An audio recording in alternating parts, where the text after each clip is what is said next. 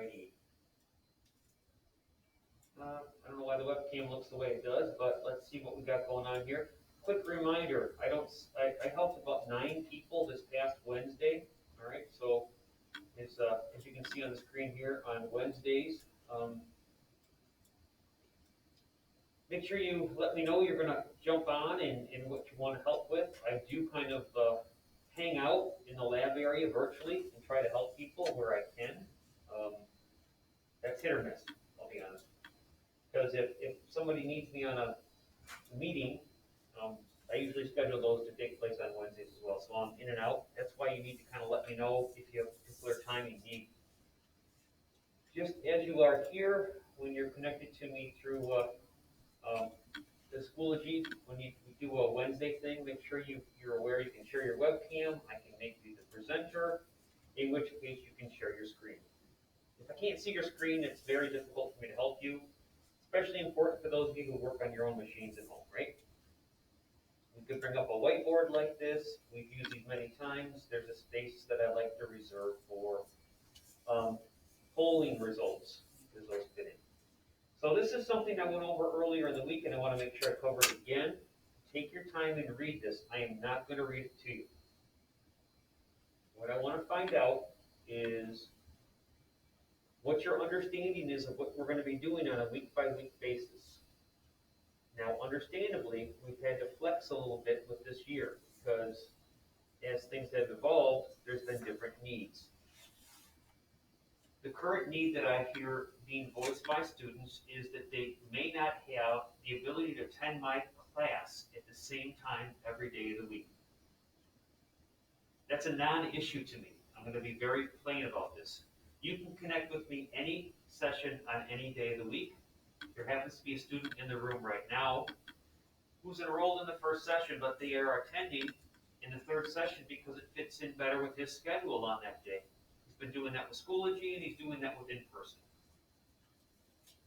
So I want everyone to understand my expectation here, to be clear, is that you've got an hour and a half to 2 hours of time for Tech Campus. It's 3 grades on your report card.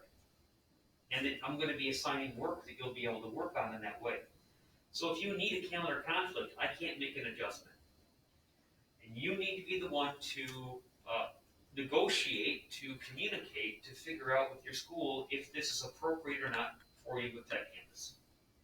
Because what's at stake here is your ability to complete the curriculum for college credit, and also just to have completed the course outcomes. There was a student in another session who told me they can only attend 11 days in the month of February due to calendar conflicts. So his school is going to have to give him calendar conflicts to accommodate for that, because there's no way I can do that on my own, and they may be in an impossible situation.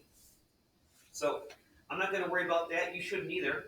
What I want you to understand is that here's what I am doing for you. In addition to Wednesdays being available for you for office hours, I've got it set up so that on Monday, you'll have a required project that should take you about a day. 1 class period. And that this past Monday was the basic static mesh maze using Snap. And if you were here on Monday and you got it done on Monday, you were in great shape, because on Tuesday, you got to enhance it, make it better. But if you weren't here on Monday, instead on Tuesday, I expect you're going to start first with the required project. Now by Wednesday, which is an asynchronous day, comes into play our second required project. Again, if you've got time on Wednesday to do it, you get it done, and then on Thursday, you've got time to enhance it. So Thursday is either you're doing the required project from Wednesday that you didn't get done, or you're enhancing it. So Thursday, a lot of you were making enhancements to your hour of code, and we looked at a video yesterday on that. It's on my YouTube channel. Some people did changing the size of the player. One person added some AI, well, kind of AI. And so this is going to be the pattern we're going to follow. 2 major projects, 2 opportunities for enhancements. And then typically on Friday, you can make additional enhancements. For example, today I've got out there an activity for you to have your player fly. And it's Portfolio and Admiration Day. So let me just do your cat, oh sorry, I I just saw your message here. Let me do a participation check. I want to see who's online with me here, just to see how we're doing, because I do have a number of students enrolled that I don't see regularly. So we got, see Chris is from an earlier session. We got Claire who's steady here. Hey Hunter, glad you joined us.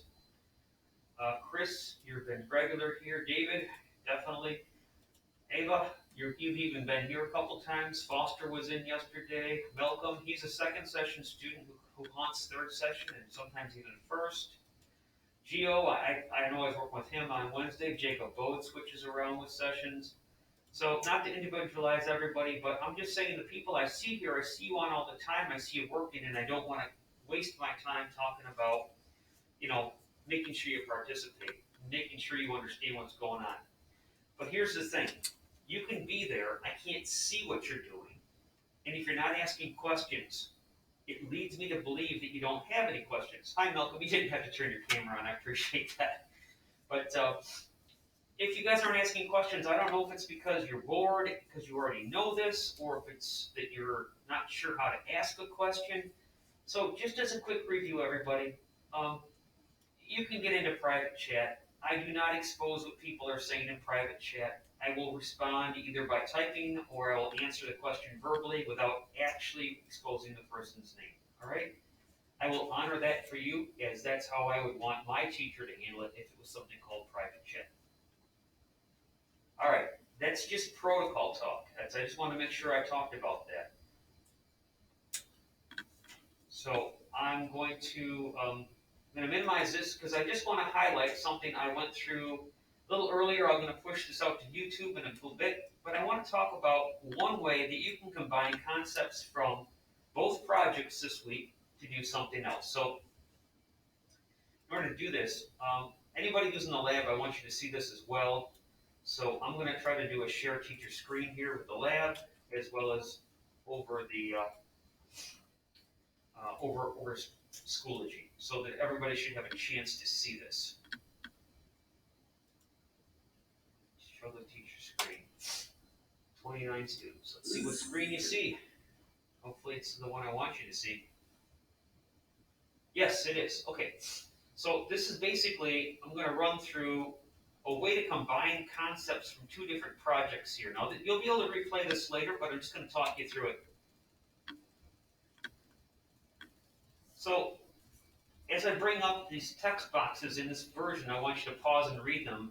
And just in general, this is going to be combining the two ideas like I talked about. Talk about what a blueprint is, which you used in the hour of code. And then we set up a new blueprint. Now, I know you may have read or listened to a video about what a blueprint is. We're going to use them a lot in this class because it's a way to program. We're going to use the first option there. I spelled it wrong, but we're going to base it on an actor. And what we're going to do is we're going to set up a new blueprint, and we're going to put this into our own folder. Now, remember, in the content folders, you want to make sure that you've got a folder with your name or initials in it. And that's where you're going to put your stuff. So we're going to go to the folder that's got the student initials, and that's where we're going to store it. It's going to want to know what name we're going to give it. So give it a short and meaningful name. What I'm going to do here is I'm going to build a custom version of the wall that's also going to include, check this out, it's going to have a light and a particle system, and it's also going to have a fixture that's on every piece of the wall. This will make it very easy for me to build a level without having to add lights after the fact, because the wall is going to have a light built into it. So now that I've set up this new blueprint, I want to take a minute and tell you what, in a folder, how you can tell from the colors what these things are. Blueprints have a blue underline on them. That's how you can tell it's a blueprint. As you can see on the screen there, the green underline is a material, and the red underline tells you it's a texture. So I'm going to double click on this new blueprint that I created. It's a little confusing because they all have kind of a sphere or marble shape, but this is the one that's a blueprint. And what I want to make sure I'm telling you is this is exactly what they talked about in the hour of code when you put a collision data and your power up together in the viewport of a blueprint. You add a component. So you're going to use this add component button 3 times in this flow. The first time I'm typing in the letters for static mesh, so it shortens the list. I want you to see that's the way to do it. And now I'm going to show you the way that I find a static mesh and put it into my blueprint. Is I want to use this little button over here on the right that tells me to assign whatever it is in my contact browser so that it's actually assigned at that point. So what I'm going to do here is I'm going to restore the size of the one window. I'm going to go to my content browser, and I'm looking for something I can use first for a wall. And of course, we know there's a 500 by 500 wall. We used it earlier, and we want to use it again because we want to actually use the snap of 500. This little button I'm clicking on right here is very powerful. It says take whatever's highlighted below and use that for the selection that's a static mesh. So now this blueprint, you might think, well, what's the difference? You got a blueprint. You could have just used a static mesh there. Why would you do that? Well, check this out. Instead of it being a standard material, what we can do now is we can actually, and you'll notice the green underline there, I'm going to grab this and I'm going to go to my materials area in the starter content. It's a little folder down there. And let's see what kind of materials we've got as options. We can pick any one of these. So now you can take your simple maze and add a theme. It could be underwater. It could be Western. It could be any material that you've got. Now, I'm just going to pick this sandstone material here because it's decent. It might look like a cave. And so there's 3 things that are going on. I've got the static mesh selected in the blueprint. I've got the material down below in the content browser. And I'm using that assign button. There we go. Now, I want to actually have a light built in with this. So I'm going to go back to the add component. And I want to have something that physically represents an object that would emit light. Now, I'm just going to pick the word static mesh there. So if you see it there, you can click on it. You don't have to start typing in STA to find it. So I want to put that static mesh on the second one now, but I'm not going to use it on the wall. I'm going into the props area. And in the props area, I'm going to grab this thing that, it's basically a wall sconce, okay? So I'm going to highlight what object it is, and again, I'm going to use that button to say, pick the one from the content browser and assign it. So this is a weird thing to be aware of, is it sticks it pretty much in the same origin. So I've got the second static mesh here. It's kind of stuck in the corner. And what I'm going to do now is I got to change my grid snap because if I leave it at 500, it's going to go all the way to the top. So what I can do is, okay, there it is, 500, it's at the top. But that's kind of silly, so let's lower that down to, I don't know, a smaller value. Let's just come off the wall, top a little bit, and try to put it right about the middle. So as you are constructing your wall, you can use move, scale, and rotate. And if you can't really tell what's going on, you can use your scroll wheel to zoom in and take a closer look at what's going on with your static mesh, because it's not easy to see necessarily. Now here's a funny thing. Because this wall is going to be encountered from both sides, we also want to look from the back and make sure that this wall sconce doesn't poke out the back. Well, we could, but we have to be aware that if it does, it's going to be noticeable from the other side. So you could put one on each side. The advantage here is every time I use a wall now, it's going to have that wall sconce, but a wall sconce doesn't have the light on. Let's put a light that actually emits it here. So I'm going to minimize this window that I had been working in for a second. And we're going to go back and we're going to add something else. This time when we go to add it, we're looking for something that will emit light. Now, another component that you'll see in the list here in addition to static mesh is point light. So as I go to click to add a point light, again, it gets snapped in that lower left-hand corner. And you're going to want to use move, scale, and rotate. This is kind of a repeat of the same process. Making sure that you've got your grid snap set where it's not going to go in too wacky of a place. And what I'm going to do now is I'm going to start to line up the light, the physical light source, or the actual, not physical, but digital light source, I'm going to try to line it up with the fixture so that in game it feels like the light's coming from that object. So I want to line these two things up, and I'm just going to use snap again and make sure I go with a similar setting. Push that light down, and as I move this light around, you might notice there's these white, I guess, kind of a wire frame around it. That brings to mind, to me, it looks a lot like the collision data that you played with on your activity in Hour of Code. So, it doesn't have to be perfect. Put in a reasonable amount of effort, because the beauty of this is once we build one of these, we're going to use the same one over and over again in our level. Just checking to make sure the light doesn't come through the other side. And now, this is probably the first time I'm working with a point light with you. There's a couple things in the properties that are going to be displayed on the right that I want to talk about. So let's take a look at these properties on a light. They're different than a static mesh. And so one of the things you can consider doing is, if you're going to use multiple copies of it, is you have to be careful about overlap. But first, let's set a color. So instead of it being a bright white, I'm going to go with more of an orangey color. The color is totally up to you. If it's an underwater world, you might want to have something that's got an aqua color, etc. But I'm kind of thinking, wall torch, something that's got kind of a flicker, something that emits light that has some interest and maybe a little bit of a theme. I know at least one of you plays D&D, might think dungeon-like. That's fine. So as I pick my color, I'm also going to start to think about how big of a light this is going to be, and there's a concept here I want to cover with you.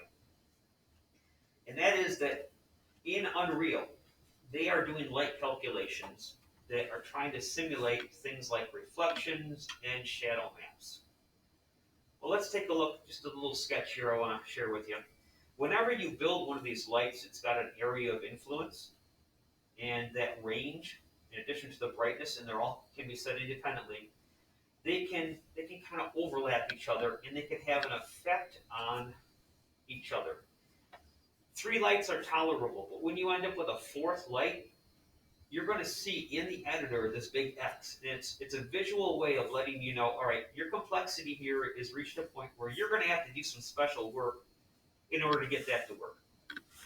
And there are a number of advanced concepts I could talk about, but there's static lighting, there's dynamic lighting, there's shadow cast, there's a light mass importance volume, there's a post-processing volume. All of that we'll have time for later. So for simplicity's sake, make sure that your lights don't overlap.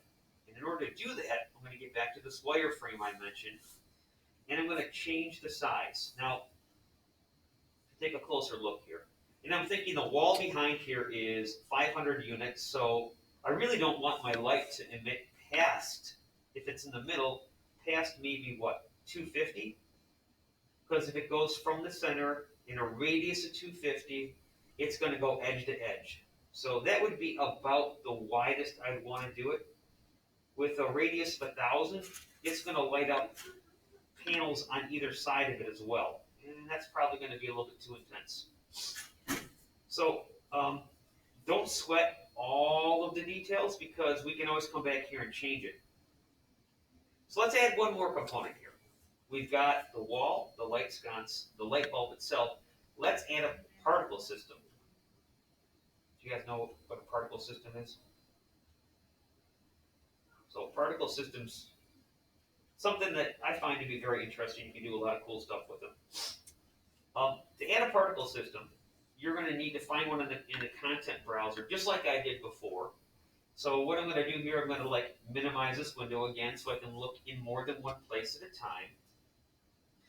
And I'm going to check in the content folder. I'm going to look down, see, is it in the engine content? No, I think I got stuff in the starter content here. Yeah, they got particle systems in the starter content.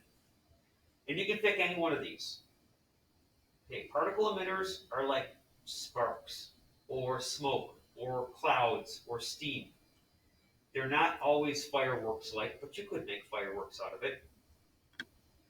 And so once I pick one in the content browser, I'm going to go back. This is going to be very familiar. There's 3 things going on. I got to have the right element selected within the blueprint structure. I gotta have an object selected in my content browser. Now watch this when I click on the assign button, you can, boom, see that? Now we've got a particle emitter that's part of a wall, and every wall in my level will have that light. It will have the particle system. It will have the wall sconce. Every wall in my level. As long as I build it using this instead of the static mesh and the starter content. So this isn't lined up quite right, so I'm going to use move, scale, rotate, WER. And as I get in there, just a quick heads up that sometimes when you're adjusting these particle systems, the widget, the gizmo, the little thing that you're used to using for scaling, it's not quite accurate enough. So what I like to do is get in there and actually type the values in the X, Y, and Z. Now, just like anything else in the Unreal Editor, when you expose the details, you'll see these. So we've got location, rotation, and scale. So I'm playing with the scaling. Now, when I play with scaling, if I'm not sure, usually I either cut it in half or double it if I'm going up or down until I get into a range where I go, okay, that's too much or too little, and then I narrow that scope. It's like a binary search. Other times, I'll increase it by a factor of 10%. It kind of depends on what the application is. So this isn't quite real time as you're doing it. So you got to be a little patient. It takes a minute for it to kind of interpret the change in the instructions. We haven't talked a lot about it, but there is C++ code going on behind the scenes when we're working on the editor. And we're changing the parameters, but we need to actually, once we've set these things up in the approximation, we have to actually compile it so that it will work that way in the world. So these are all approximations when you're working on these before we've compiled them. You'll notice in the upper left-hand corner there that I'm about to do a compile. So compiling and saving are important steps when you're working with your blueprints. So I'll do a save here just to make sure I not only have it compiled but have it saved. It might seem like the guy was wearing suspenders and a belt, but I just don't trust him. I don't want to lose my stuff, right? So that's what I'm going to do. Now that we've built this, remember, we've put it into our folder with our name. That's where we're going to find it again. So now let's go into the actual level and let's place some of these where we had the standard static meshes before. This is the blueprint version now. Now as soon as I place it here, it's going to snap to the grid, and you'll notice already it's showing you the particle system working. So that same thing where you do like either, a rotate with the snap or you do an alt drag, it's going to work the same. Just it's a 500 by 500 object, but we've got some bells and whistles on it. So remember, you can do an alt drag to make a copy. And guess who forgot to set their scale back to 500? Remember, in order for that snap to be your friend with this, you want to make sure that you've got a standard size of 500 and you're using static meshes. Anybody who did this project with a BSP operation and worked way too hard, remember, I'm not going to make it work senselessly. If there's a faster way to do it, there's a better way to do it. I want to show you how to do it. And between the general workflow of putting together this maze, which many of you did on Monday or Tuesday, incorporating the topics that we covered in our Wednesday with blueprinting, you can now have a very thematic maze that you've created by using a blueprint instead of the standard static mesh. I do want to notice or point out to you now that you could change the height of your maze. You don't have to limit it to one wall high. Take a look at that. You can make it a very tall wall. In fact, you can cap or put a top on this. Easiest way to do that in my mind is we grab the floor. We just do alt drag and make a copy of the floor. And now we've got a roof on it. Because that 500 snap is perfect. Now this is looking really weird. I want to point out a couple of things here. You'll notice there's something that says that the lighting needs to be rebuilt and reflection captures need to be rebuilt. And this is the Unreal Engine telling you, you've made some changes now in your lighting. So because of the complexities in our blueprint here, it's definitely going to affect the lighting. Now what I'm doing here is I'm basically saying, all right, I'm a little bit too tall to the ceiling here. Let me move. I'm going to hold down control. I'm going to click on the point light and the particle system and the mesh, and I'm going to move all three of them at one time. They snap down to about the middle of this wall. And now that I've saved it once on this blueprint, if I play the game again, on all of the walls, the new position is apparent. I can tweak the light levels because if I think there's too much, um, overflow onto the ceiling, I can play with that. But I wanted you to see this workflow so that you know what needs to be done. Now, this is still a preview. I haven't talked about doing a build yet because that's something that's kind of built into the process when you start to do things like lighting. You can build a number of ways. You can build just the geometry. You can build the lighting. What I'm going to do in this instance is I'm just going to click on the button at the top that says build. And as I do so, it's going to go through all of the build steps. You might see a warning message when you click on this that says, warning, your lighting needs to be rebuilt.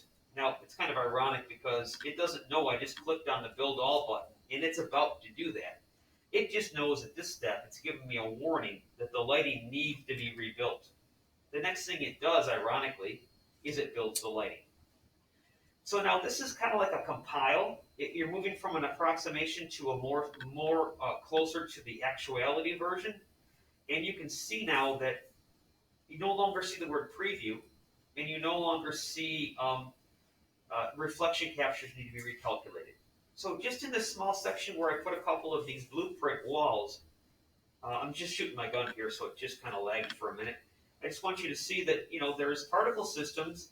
They're not going exactly the same. There's some randomness because I think it'd be weird if all the particle systems were flaming the same.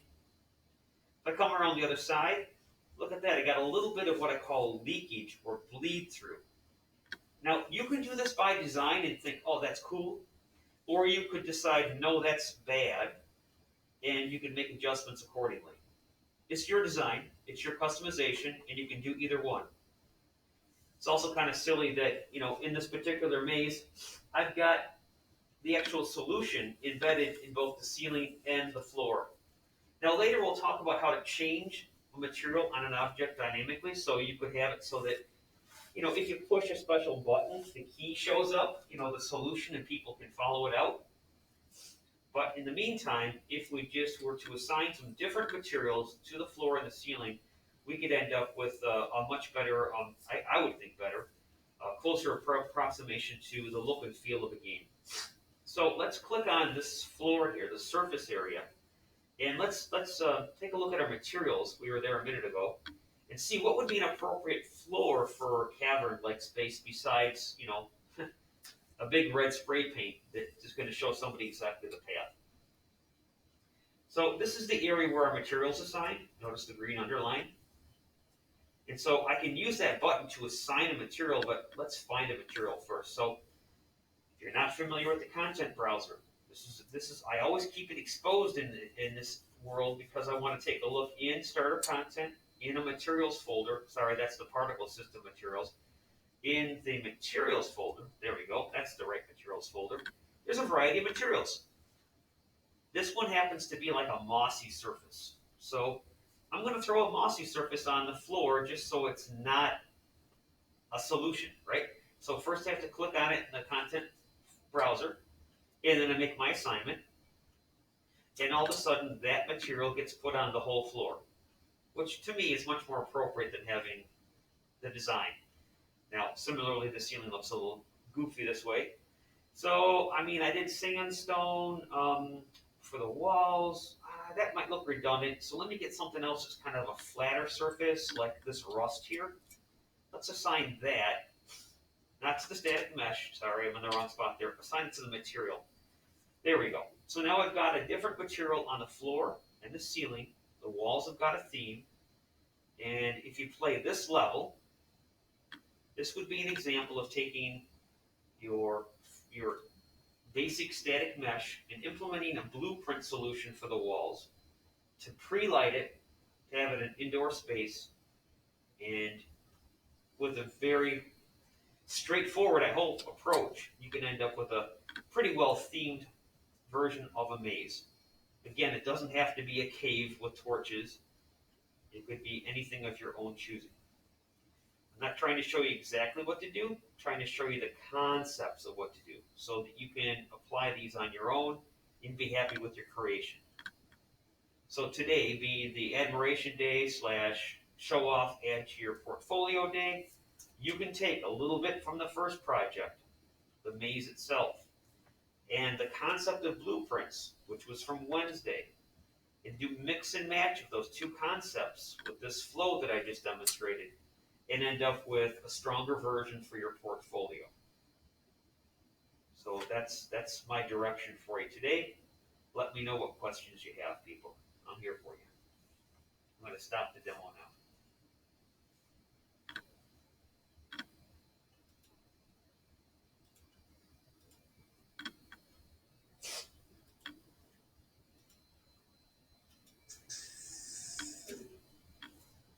All right.